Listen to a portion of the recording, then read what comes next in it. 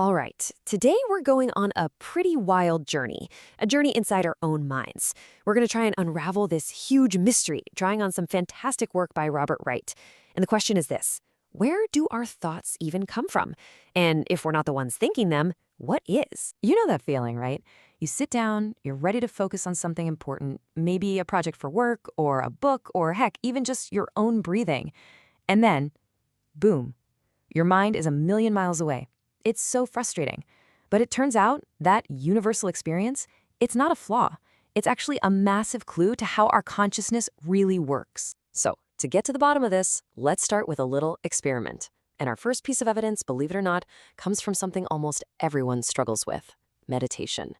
Think of this as let's call it a guided meditation in how to fail. Okay, so steps 1 and 2 are easy. You sit down, you try to focus, and step 3, that's the easiest one of all. You fail. It's pretty much a guarantee. But the real gold, the actual investigation, that's step 4. You have to notice what thoughts specifically were the ones that pulled you away. This is where the detective work really began. And here's where it gets really interesting. That failure, that wandering mind that just won't listen to you, it's not a bug. It's a feature. It's a core part of your mind's design. In fact, it might just be the best piece of evidence we have that you aren't the one running the show. So that just begs a question, right? If the conscious you isn't in charge, then who or what is calling the shots in there? It's time to try and unmask this supposed CEO of your mind. We all kind of walk around with this default assumption, don't we? That there's a single me in here, a CEO in the headquarters of my skull, and my mind should just do what I say. But that little meditation failure we just talked about, it completely blows that idea out of the water. As Robert Wright points out, if the CEO self were real, your mind would just listen.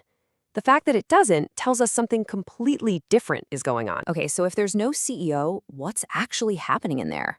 Well, modern psychology has this really compelling model to explain the chaos.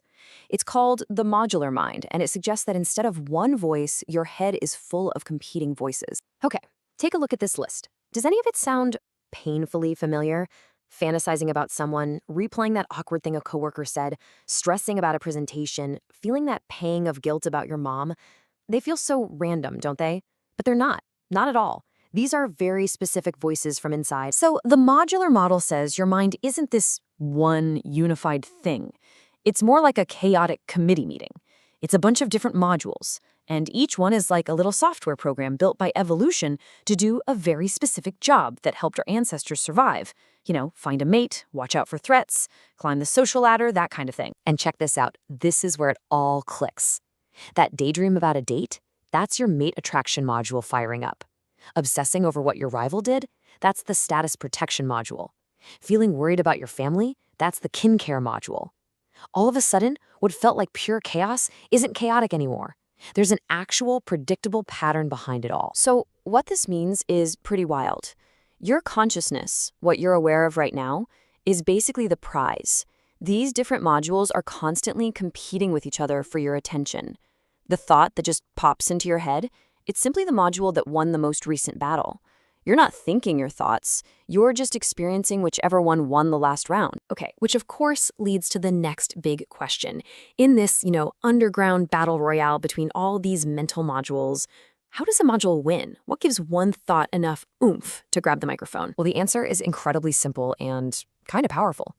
A psychotherapist and Buddhist teacher named Akinshono Mark Weber puts it perfectly. He says that every single thought has a propellant, and that propellant is emotion. Feelings are the jet fuel for our thoughts. So here's the one simple rule.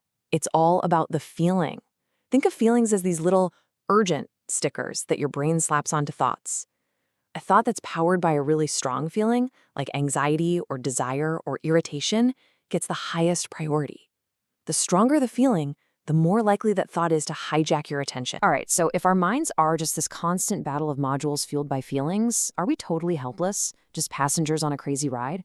No, not at all, not even close.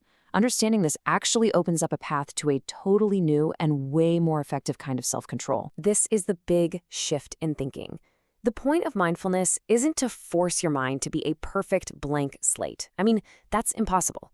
The real goal is to change your relationship to your thoughts.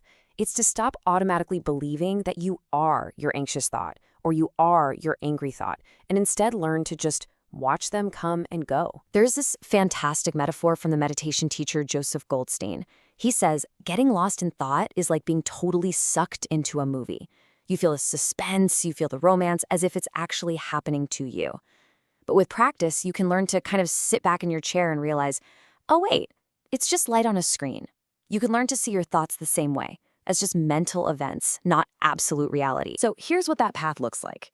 In the beginning, an anxious thought is like a train that pulls into the station. You hop on without even thinking, and it just carries you away.